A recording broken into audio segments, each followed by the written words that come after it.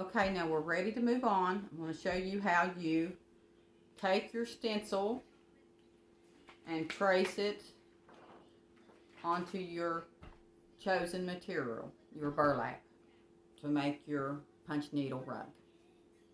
Okay. You need to get you a marker. Now I want to bring the camera a little bit closer maybe so you can see this better. That I'm just going to trace this stencil onto my burlap here. Now you want to leave some edging here. And one more thing I do need to tell you. You need to sew around your material, your burlap, so it won't just keep unthreading on you. Because burlap has a tendency to do that. Just do a quick stitch all the way around your burlap and you shouldn't have any problem with it. And of course, it's best to do that with a sewing machine. Okay, I didn't do this piece like that because this one's already got a seam sewed around it, except for on the opposite end it doesn't, and I will have to do that. Right here, let me show you what I'm talking about, how it frays. Can you see that? Because it'll just keep on doing it. Now, like I said, this burlap right here is weaved really tight, kind of tight, and it's not so bad for that. I really like it. Okay, let's continue on. I want to show you how you trace your stencil onto your burlap. Make it as straight as possible.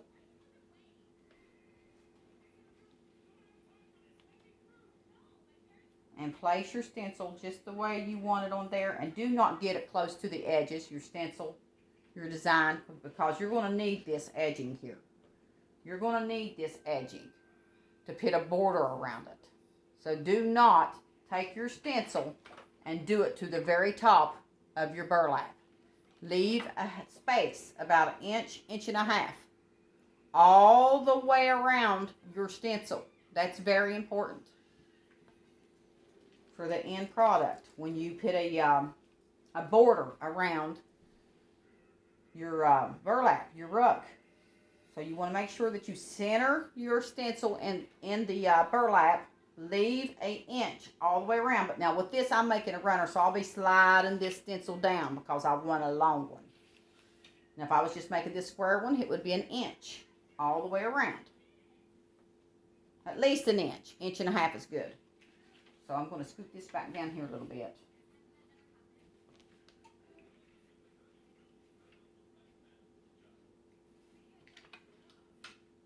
Just placed on there. Now it's a good idea to take some tape and to tape this down. So I need to get some tape.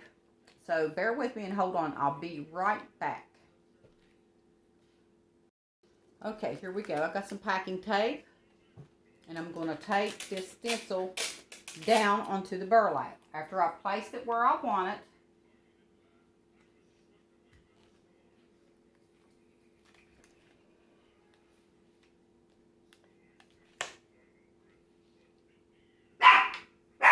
you're going to have to excuse my dog. I may have to put her outside on the porch for a few minutes, depending on if she continues. She's really loud sometimes. She's a small Pomeranian, and she's very, very spoiled. Now, you want to make this as straight as possible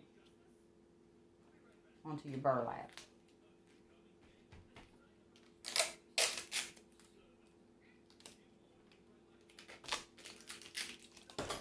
Okay.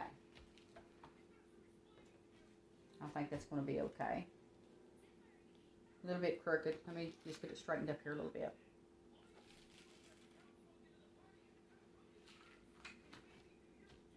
It doesn't have to be perfect, friends. It really doesn't. This is very simple and easy to do. I'm going to bring this down a little bit so you can see what I'm doing. And like I said, you just trace inside with your marker. Trace inside with your stencil.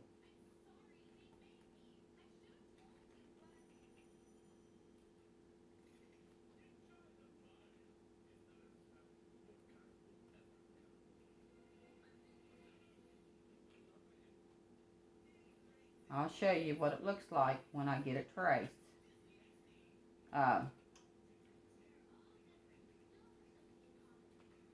It it does take a little bit of time to do this, especially if you've got a real detailed stencil.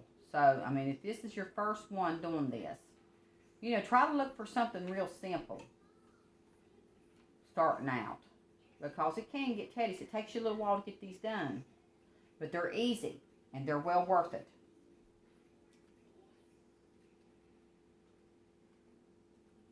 And like I said, doesn't have to be perfect. I don't believe there's anything perfect. Just trace inside of that stencil till you get the whole stencil done. Now, what I like about this stencil, it's a real big stencil, and the patterns are kind of real big on it. That's going to make it easier.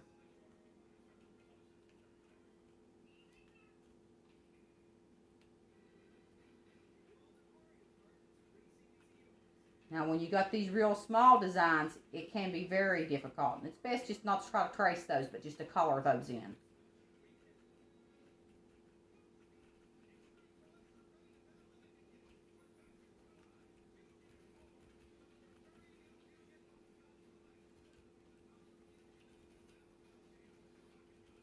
Now, I know it's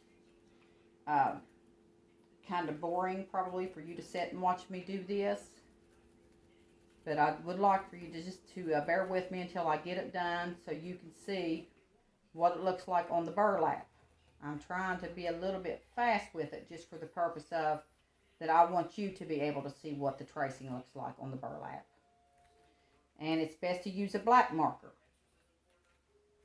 because you want to be able to see that pattern on your burlap, that stencil pattern. I taught myself how to do this. Like most of my crafts, I do lots of other different crafts, leather work, homemade essential oil soaps. I've made those. Just some different things. A lot of crocheting projects and knitting.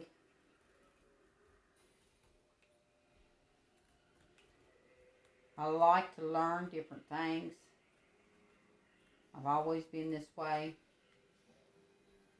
I take pride in what I do and what I teach myself.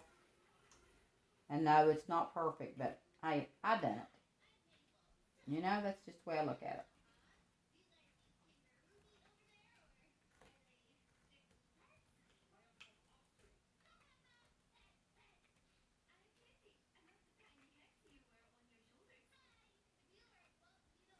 Now this flower pattern right in the center on this one's very detailed. I can see that now. I didn't notice it. See, those things you're going to notice like that. Now you don't have to try to get those real small details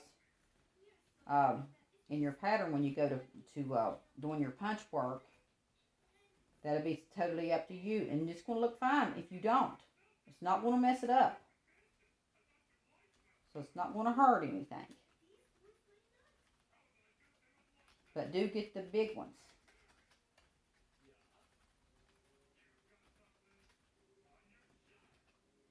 Okay, we're getting there, people.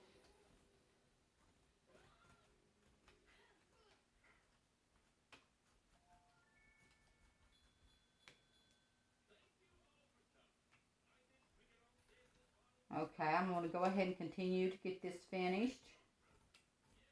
And I'm going to take a small break.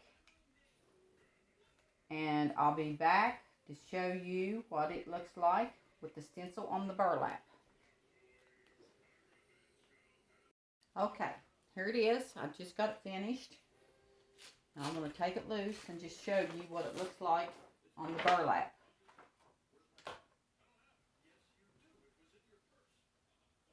There you go, friends. How easy is that? Now, if I wanted to, I could just cut this off here. See, this is a long piece like a runner. And like I said, this part right here has already got a seam on it, both the top and the bottom on this piece that I have. But when I cut this, if I cut this, and I will be cutting it on down here, I will have to sew a seam down through here, so this will not keep fraying loose. But, like I said, I was planning on making it a runner, so I'll take my stencil. Now, what I like about these stencils, they're reusable. Keep them for years. Now, you want to keep your design going in the same direction.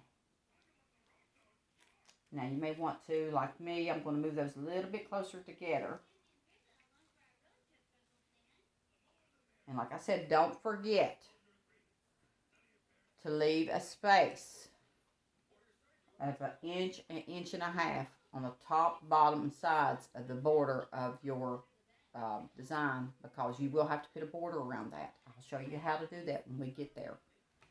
So now I'm just going to take this back down.